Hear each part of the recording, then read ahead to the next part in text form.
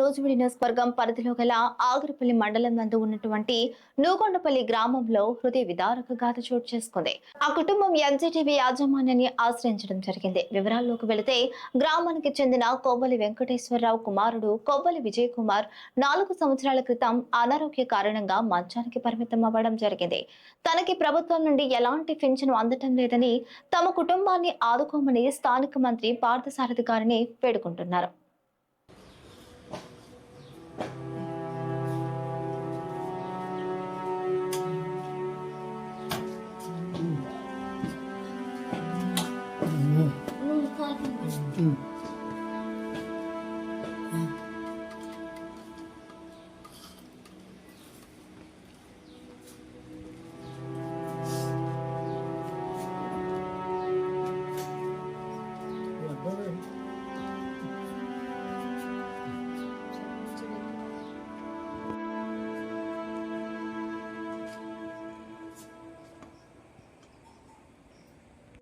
Hi hello నమస్తే, welcome to ఎంజీటీ.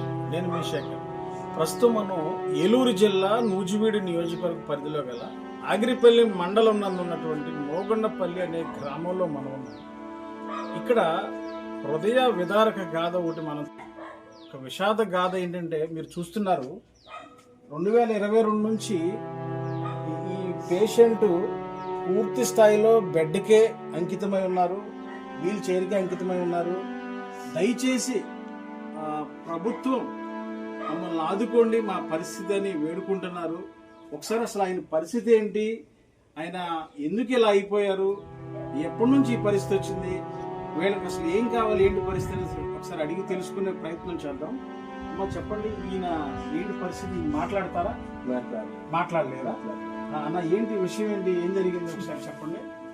First మీరేమవుతారన్న? అన్నయ్య అవుతారు. ఓకే చెప్పండి. 2022లో తనకి చెయ్యి నొప్పి వచ్చింది. ఓకే, అది మేము పారాలిసిస్ అనుకుని హాస్పిటల్ తీసుకెళ్ళాం. ఓకే, హాస్పిటల్ తీసుకెళ్తే వాళ్ళు ఏమన్నారంటే దీన్ని గుంటూరు హాస్పిటల్కి తీసుకెళ్ళమన్నారు. గుంటూరు ప్రభుత్వ హాస్పిటల్ తీసుకెళ్ళాం. వాళ్ళు ఏం చేశారంటే నిమ్స్కి రాశారు, హైదరాబాద్ నిమ్స్కి రాశారు. ఓకే, హైదరాబాద్ నిమ్స్కి రాస్తే హైదరాబాద్ నిమ్స్కి తీసుకెళ్ళాం. హైదరాబాద్ నిమ్స్ లో వాళ్ళు ఇవన్నీ చెకప్ అని చేసి ఇది డిఎండి అని చెప్పారు. ఓకే, డిఎండి అని చెప్తే దానికి తగ్గ మందులు అక్కడ తీసుకొని వచ్చాము. వచ్చిన తర్వాత ఇతను డైలీ అక్కడే మందులు వాడుతున్నాము. సో ఆయన కోలుకోవడానికి లేదు ఛాన్స్, కోలుకోవడానికి లేదని చెప్పారు. ఓకే, సో ఇప్పుడు ఈ పరిస్థితుల్లో మీకు ప్రభుత్వం నుంచి కానీ లేకపోతే అధికారులకు కానీ మీకు సంబంధించి పింఛన్లు కానీ అట్లా మీకు ఏమి రావట్లేదా? అంటే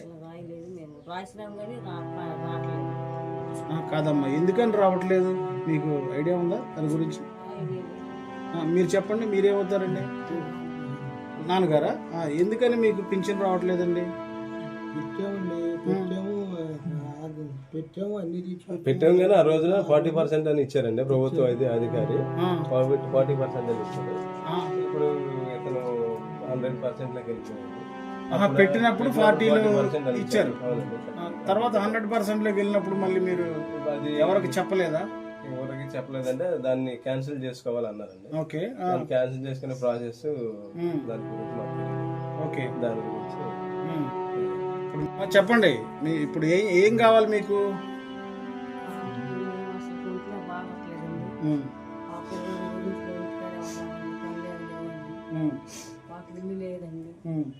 చెట్ల కింద ఉండవండి చాలాలు.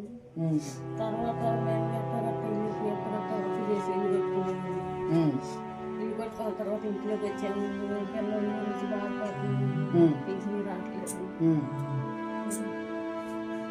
ప్రభుత్వం ఏదో ఒకటి చేసి మంత్రి గారు చెయ్యాలండి, న్యాయం చెయ్యాలి. ఏదో ఒకటి పెన్షన్ ఇప్పిస్తే బాగుంటుంది. మంత్రి గారు పిల్లలు ఏదన్నా ఏమి చేయలేకపోతున్నాను, మాట రావట్లేదండి. ఏదన్నా మంత్రి గారు వాళ్ళ దైవాళ్ళు ఏమన్నా పెన్షన్ ఇప్పించమని కోరుకుంటున్నామండి.